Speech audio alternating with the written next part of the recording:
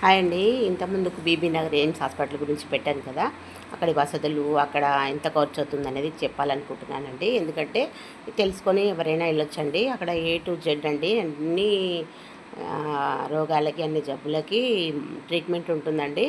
మామూలుగా ఎక్స్రే అని మళ్ళీ తర్వాత ఎక్స్రేస్ బయట త్రీ 300 400 1500 అట్లా ఉంటాయి కదండి. కానీ ఇక్కడ మాత్రం 30 రూపీస్, 50 రూపీస్, 150, 300 లోపే ఉంటాయండి, ఎంత పెద్ద స్కానింగ్ అయినా కూడా.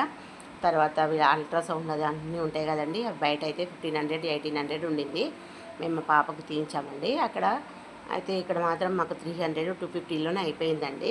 మా పాపకి చాలా పెద్ద జబ్బే వచ్చిందండి. ఏంటంటే కిడ్నీకి సంబంధించింది, యూరిన్ ఇన్ఫెక్షను ప్లస్ చాలా డేంజర్ పొజిషన్లో ఉండిపోయిందండి పాప. మేము బయట వెళ్ళి చూస్తే ఎంత లేదన్నా 10 లక్షల వరకు అయ్యేదండి. చాలా క్రిటికల్ పరిస్థితుల్లో మేము హాస్పిటల్కి వెళ్ళామండి. చాలా హీన పరిస్థితుల్లో వెళ్ళాము. అలాంటి పరిస్థితుల్లో కూడా మమ్మల్ని వెంటనే జాయిన్ చేసుకున్నారండి. అక్కడ బెడ్ ఛార్జ్ వచ్చేసి 35 రూపీస్ అండి. మళ్ళీ ఫుడ్ కూడా 35 రూపీస్ అండి. మనకి ఫుడ్ వాళ్ళు ఒక ఫుడ్ పెడతారండి, ఎగ్ అవన్నీ పెడతారు. అక్కడ లంచ్ కూడా ఎలా ఉంటుందంటే మన పేషెంట్స్కి ఎలా ఉంటుందో అలాగే పెడతారండి.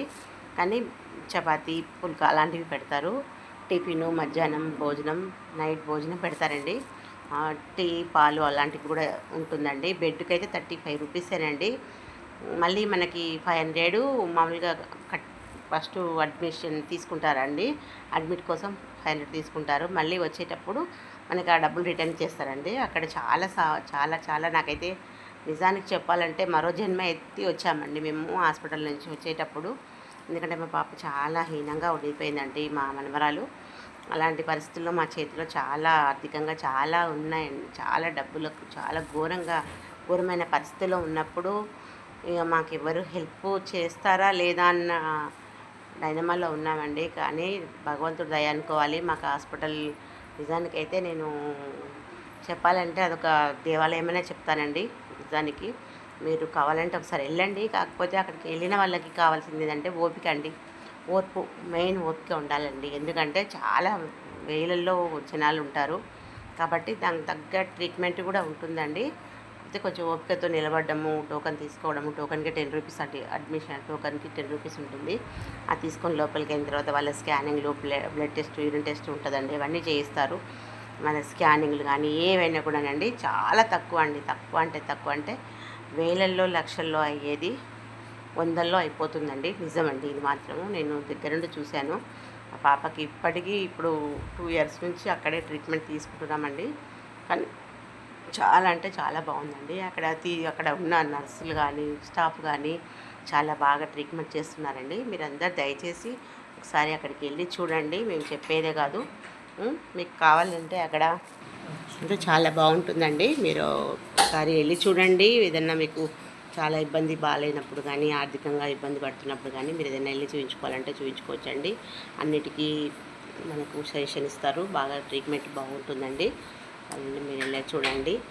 తర్వాత వచ్చేసి ఇంకా దూరం అని లాంగ్ అని అనుకోకండి. కాకపోతే వెళ్ళేటప్పుడు మీరు తినడానికి లంచ్ తీసుకెళ్ళండి. అక్కడ ఏం షాప్స్ ఏమి ఉండవు. ఒక అది ఉంటుంది, హోటల్ ఉంటుంది, కానీ అది ఫుడ్ తినలేరండి. ఎందుకంటే దాంట్లో పేషెంట్స్కి ఎలా చేయాలో ఉప్పు కారం తక్కువగా ఉంటుంది, ఉప్పు కారం పులుపు తక్కువ ఉంటుందండి. మనం వెళ్ళేటప్పుడే కొంచెం ఏదైనా ప్యాక్ చేసుకొని వెళ్తే అక్కడ హ్యాపీగా తినేయచ్చండి. అక్కడ పార్కులు అవన్నీ ఉంటాయండి. మంచిగా ఉంది అండి, సౌకర్యాలు కూడా బాగున్నాయి. వెళ్ళి చూడండి, బాగుందండి. ఇది మాకు చాలా లైఫ్ని ఇచ్చిందని చెప్పొచ్చు. కాబట్టి మీరు కూడా వెళ్ళండి, చూడండి. చాలా బాగుంటుందండి. ఖర్చు కూడా తక్కువ. ఓకేనండి, నాకు తెలిసినంత వరకు చెప్పానండి. ఎందుకంటే ఇది సొంతంగా నేను అనుభవంలో ఉంది కాబట్టి చెప్పాలని చెప్పాను. అక్కడ ట్రీట్మెంట్ కానీ అమౌంట్ మనకు అంతగా ఉండదండి. కాబట్టి మీరు వెళ్ళొచ్చండి, ఎవరైనా వెళ్ళొచ్చు, ట్రీట్మెంట్ తీయించుకోవచ్చు. చాలా బాగుందండి. ఓకే అండి.